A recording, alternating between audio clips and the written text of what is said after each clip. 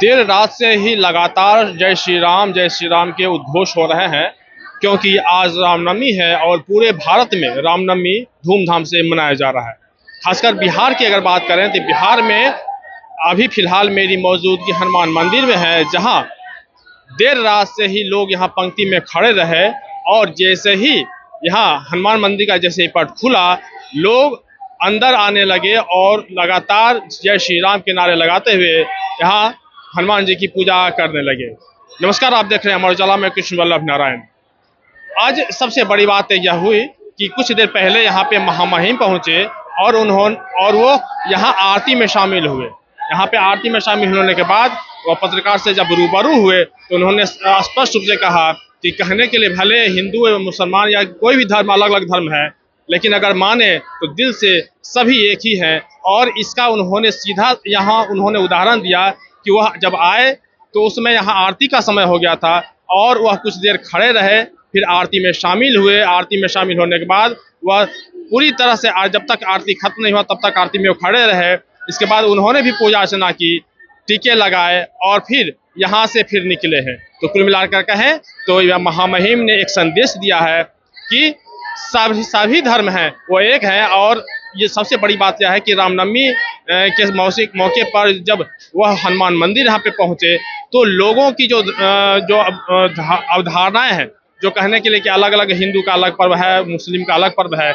लेकिन यहाँ पे उन्होंने सबको एक ये संदेश दिया है कि धर्म भले कहने के लिए अलग अलग हों, लेकिन मानना या ऊपर वाला जो है, जो ईश्वर है या खुदा है, ये सभी एक ही। और इसी की वजह से वह यहाँ पे हनुमान मंदिर में आए, उन्होंने पूजा अर्चना की। सुबह देर रात से ही यहाँ पे भक्तों का आना जाना शुरू है। देखिए, महिलाओं की जितनी संख्या है, पुरुषों की भी वही संख्या है। हालांकि भीड़ अब कुछ कम हो गई है, लेकिन देर रात से ही यहाँ पे लोग आ रहे हैं और पूजा अर्चना कर रहे हैं। हमारे साथ शयन कुणाल जी हैं, हम इनसे बात करेंगे। सबसे पहले अमर उजाला में बहुत बहुत स्वागत। बहुत बहुत धन्यवाद। सभी को रामनवमी की हार्दिक शुभकामनाएं। आज रामनवमी की पूजा है और पहली बार है जब किशोर कुमार हमारे बीच नहीं है। इस दुख के साथ क्या कहें, क्या किस तरह की व्यवस्था यहाँ पे की गई है? क्योंकि पिताजी को रामनवमी से बहुत लगाव था और अगर वो होते तो वो चाहते कि श्रद्धालुओं को सभी तरह की सुविधा मिल सके, तो हम लोग भी उन्हीं की तरह बिल्कुल सभी श्रद्धालु के लिए जो सुविधा दे सकते हैं वो सब हम लोगों ने देने का काम किया है। जैसे कि जो वो सुगम मार्ग है, जिस मार्ग से जो विकलांग लोग हैं या बुजुर्ग लोग हैं वो लोग आ सकते हैं।